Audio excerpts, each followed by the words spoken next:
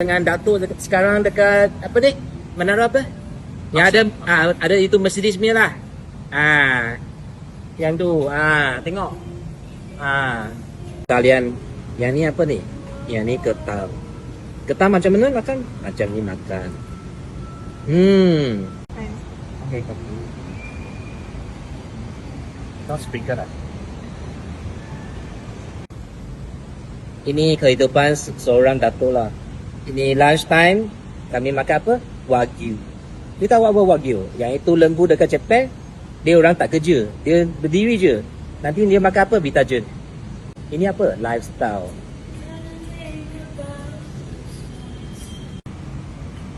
Sekarang Datuk nak review ini apa ni?